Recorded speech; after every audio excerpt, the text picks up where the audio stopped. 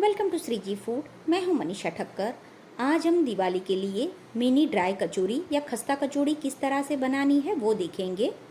ये कचौड़ी आप बहुत ही कम समय में और 50 रुपये से भी कम खर्च में आसानी से घर पे बना सकते हैं। तो चलिए इसे बनाना शुरू करते हैं।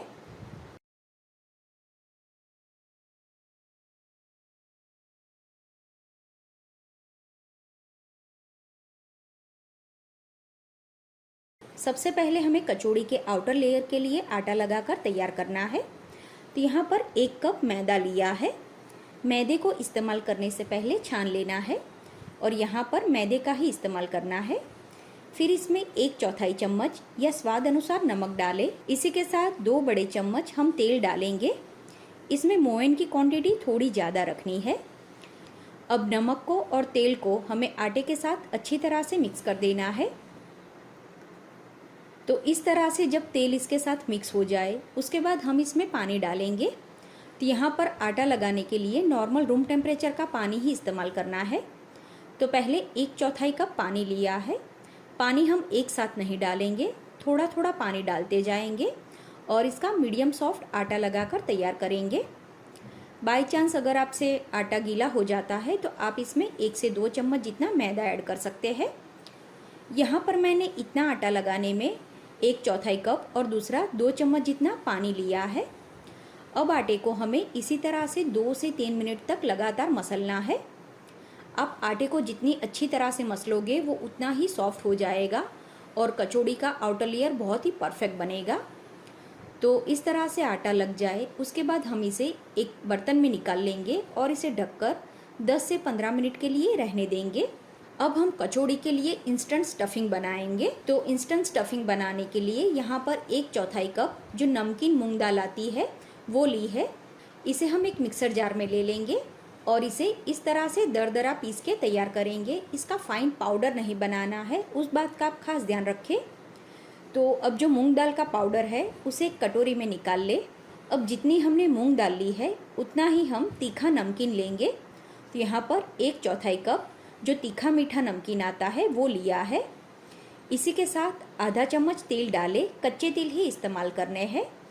1/4 चम्मच आमचूर पाउडर, 1/4 चम्मच गरम मसाला, आधा चम्मच लाल मिर्च पाउडर। आप चाहे तो इसमें थोड़ी सौंफ भी ऐड कर सकते हैं, लेकिन नमकीन में भी ये सारे मसाले होते हैं इसलिए यहाँ पर मैंने सौंफ नहीं डाली है। और नमक मूंग दाल में और नमकीन में दोनों में होता है, तो नमक ज़रूरत लगे तो ही हम डालेंगे। अब इसका भी पाउडर बना लेना है। तो इस तरह से ये मसाला बनकर तैयार हो जाएगा। इसे भी हम मूंग दाल का जो मिक्सचर है उसमें ऐड करेंगे और इसमें 1 चम्मच पीसी हुई चीनी डालेंगे। चीनी को भी हम इसके साथ अच्छी तरह से मिक्स कर लेंगे। आप इस टाइम पर इसे चेक कर ले, आप अगर कोई मसाला ऐड करना चाहते हो तो कर सकते हो। अब ये मसाला थोड़ा ड्राई है तो इसके मॉइस्चर के लिए हम इसमें 1 चम्मच तेल और 1 बड़ा चम्मच पानी डालेंगे और इस तरह से इसे मिक्स कर लेंगे। तेल और पानी मिक्स करने के बाद हमें मसाले को अराउंड 5 से 7 मिनट तक रहने देना है ताकि तेल और पानी मसाले में अच्छी तरह से मिक्स हो जाए और इसमें थोड़ा बाइंडिंग आ जाए। अब जो आटा हमने लगा कर रखा है उसे भी इस्तेमाल करने से पहले अच्छी तरह से मसल लेंगे। तो आटे को अगर आप इस तरह से थोड़ी देर रखोगे तो वो अच्छी तरह से स्मूथ और सॉफ्ट हो जाता है। अब इसमें से छोटी छोटी लोइयाँ बनाकर तैयार करनी है। अब ये कचौड़ी को बनाने के लिए हमें पूरी बेलने की ज़रूरत नहीं है, हाथ से ही हम इस तरह से छोटी पूरी बना लेंगे। फिर जो छोटा चम्मच होता है उसके माप से इस तरह से थोड़ा स्टफिंग इसमें डालें और इसके किनारों को अच्छी तरह से सील कर दे। इस तरह से आप इसे सील कर दे, फिर हाथ में इसे थोड़ा दबा दे। दूसरी एक कचौड़ी भी मैं आपको भरकर बता देती हूँ। तो पहले इस तरह से हाथ में छोटी पूरी बना लेनी है। अगर आपको इसमें से हाथ से पूरी बनाना नहीं आता तो आप इसे बेल के भी पूरी बना सकते हैं। फिर थोड़ा स्टफिंग डालेंगे और इसकी किनारों को अच्छी तरह से सील कर देंगे। इसे प्रॉपर सील करना बहुत ही ज़रूरी है, नहीं तो ये फ्राई करते समय खुल जाएगी। तो इस तरह से हमें कचौड़ी बनाकर तैयार करनी है। तो अभी मैंने जितने भी लोए बनाकर तैयार किए थे उसमें से 20 जितनी कचौड़ी बनाकर तैयार की है। और बाकी का जो मसाला और स्टफिंग बचा है उसमें से भी सेम इसी तरह से कचौड़ी बनाकर तैयार करनी है। अगर आप ज़्यादा क्वांटिटी में ये कचौड़ी बनाते हैं तो आप एक दिन में सारी नहीं बना सकते, तो आटे को आप ढककर फ्रिज में रख सकते हैं और जो स्टफिंग हमने बनाया है उसे डिब्बे में भरकर आप बाहर ही 2 से 3 दिन तक स्टोर कर सकते हैं। तो जब भी आपको कचौड़ी बनानी हो आटे को फ्रिज से बाहर निकाल ले और जब ये रूम टेम्परेचर पर आ जाए उसके बाद आप कचौड़ी बना सकते हैं। तो अभी जो कचौड़ी मैंने बनाकर तैयार की है उसे फ्राई करने के लिए मैंने पहले ही तेल गरम करने के लिए रख दिया था। तेल का टेम्परेचर सही है कि नहीं वो चेक करने के लिए थोड़ा सा आटा डालकर उसे चेक करें। आटा धीरे से फ्राई होके ऊपर आना चाहिए, मतलब कि तेल अच्छी तरह से गर्म हो गया है। अब जो कचौड़ी हमने बनाई है वो इसमें डालेंगे। तेल का टेम्परेचर सही होगा तो कचौड़ी के आजू बाजू आपको इस तरह से छोटे छोटे बबल्स दिखेंगे। तो इसी तरह का ऑयल का टेम्परेचर हमें चाहिए। अगर बाई चांस तेल ज़्यादा गर्म हो जाता है तो थोड़ी देर के लिए गैस बंद कर दे और जब टेम्परेचर थोड़ा डाउन हो जाए उसके बाद गैस की आंच चालू करें।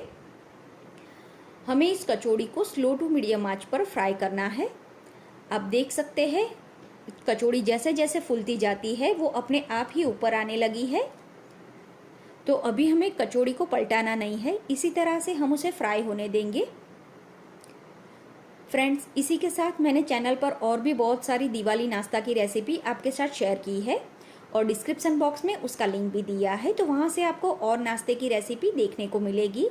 और अगर आपको ड्राई फ्रूट कचौड़ी खाना पसंद है तो उसकी भी रेसिपी मैंने चैनल पर बताई हुई है। तो सारी कचौड़ी अपने आप ही इस तरह से फूलकर ऊपर आ गई है।